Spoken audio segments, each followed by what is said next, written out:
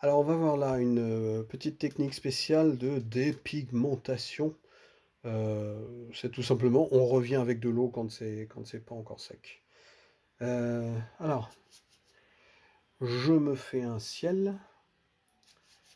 Je me fais un ciel avec de l'eau.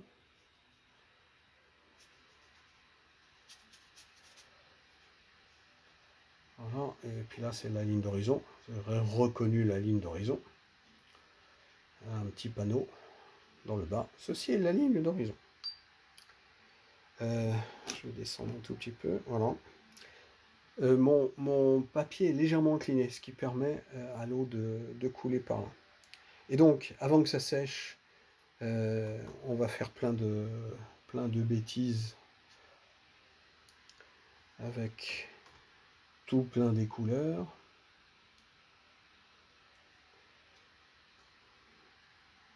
Et vous avez vu que ce que j'aime bien, c'est prendre une couleur pure, dont je sais qu'elle va se marier plutôt bien avec les deux autres. Voilà.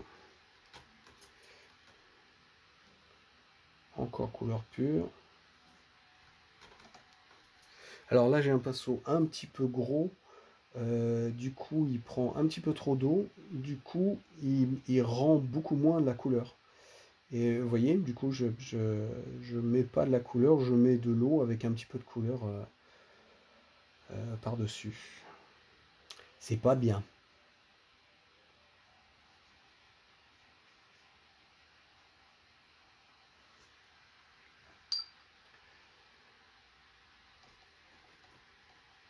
On va faire de la sombritude. Voilà. Encore plus mieux sombre.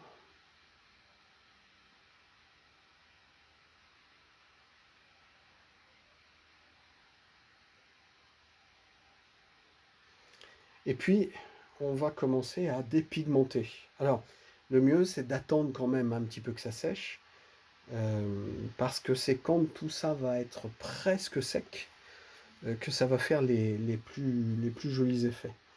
Et c'est toute la difficulté de la chose. Si vous faites ça trop tôt, eh ben c'est trop tôt, ça va trop couler partout. Si vous faites ça trop tard, eh ben ce sera déjà sec.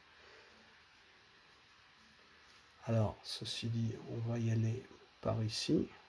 Donc en fait, je pose une goutte d'eau que je peux étendre, voilà. Et puis, je vais attendre. Là, je vais poser aussi, vous avez vu, une grande goutte d'eau. Et c'est pas trop la peine d'aller farfouiller, etc., etc. J'attends. Ça remet un petit peu mon liquide en eau. Je vais faire la même chose ici. Voilà. Et ici. Et puis ici, je veux qu'il y ait du blanc. Et là, après, je peux aller chercher directement. Alors, soit en remettant de l'eau, ce qui va encore repousser le pigment, soit en reprenant l'eau avec un pinceau sec. Quand le pinceau a soif, il va boire l'aquarelle dessous. Voilà. Et à ce moment-là, j'ai une dépigmentation qui se fait. Alors, à noter que selon les marques de papier, selon les modèles, on va pas avoir le même truc de dépigmentation. Il y a des papiers sur lesquels ça va très bien marcher, et des papiers sur lesquels ça va trop bien marcher. Lui, vous voyez, on lui enlève le blanc, mais il fait pas en plus d'auréole que ça.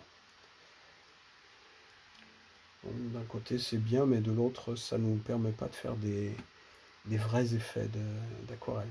Alors, et il faut attendre que ça sèche. Vous avez vu là, on va partir sur du papier qui est un peu plus sec.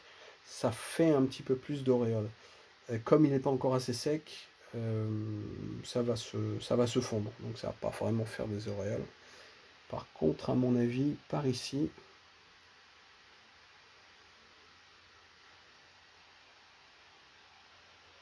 encore un peu d'eau, s'il vous plaît. Merci.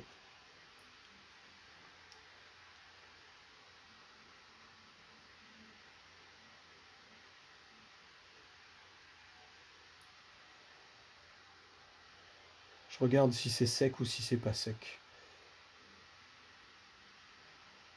Peut-être là. Là peut-être. Voilà, ça commence à faire une petite auréole.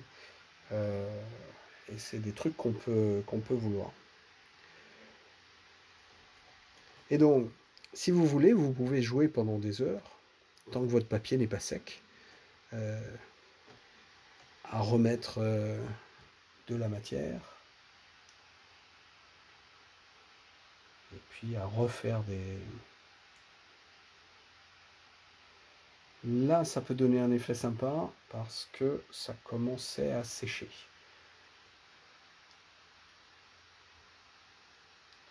Vous voyez, je pose ma couleur. Je ne me sers pas du pinceau pour peindre, mais pour poser ma couleur.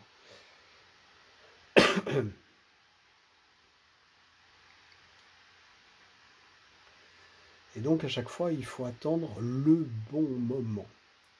Moi, je regarde quand le papier n'est plus satiné, ou juste un tout petit peu demi-mat satiné. En général, c'est le bon moment.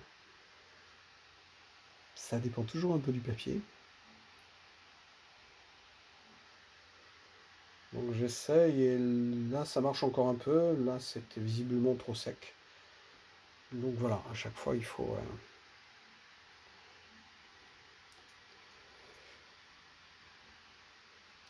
Je vais positionner, hop, un peu partout.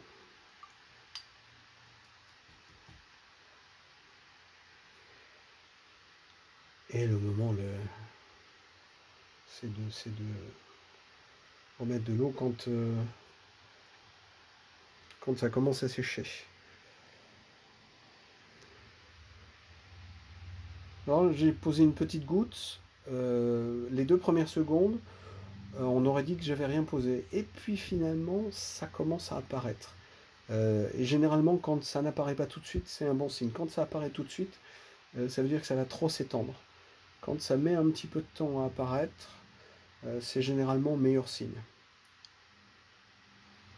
Voilà, là ça va. Et ça va faire plus d'auréoles. Alors bien sûr, vous pouvez ne pas vouloir les auréoles, auquel cas on ne fait pas comme ça. Donc là c'était peut-être encore un petit peu trop liquide. Et puis là, ouais. Et bien sûr, plus j'ajoute des couches, du pigment, etc., plus ça va mettre de temps à sécher.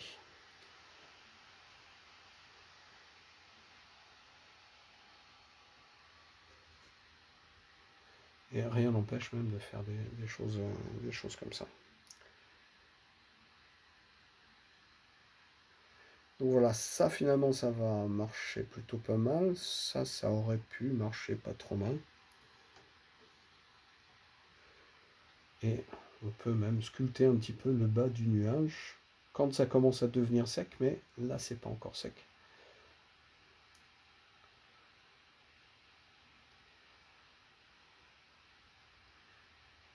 Donc avec cette méthode-là, vous pouvez faire un petit peu ce que vous voulez, y compris des choses assez précises, y compris des choses très graphiques, parce que quand on a des auréoles dans un ciel, moi ça me dérange pas plus que ça, peut-être au contraire. Par contre, alors ce qui me dérange un petit peu, c'est que c'est un petit peu rose par-ci par-là. Donc voilà, on y met du bleu. Du coup, il est nettement moins rose.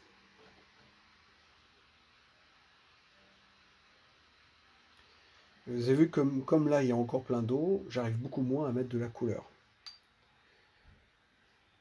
C'est un peu normal et logique quand on y pense.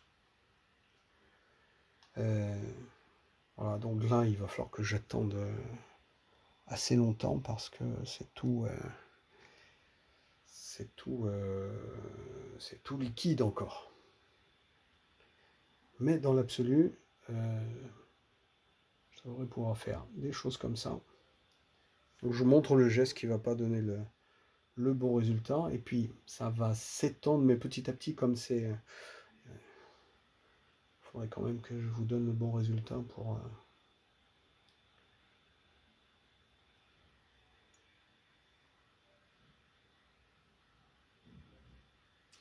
Donc je reprends ça, je vais sécher ça un petit peu, pas trop, et puis je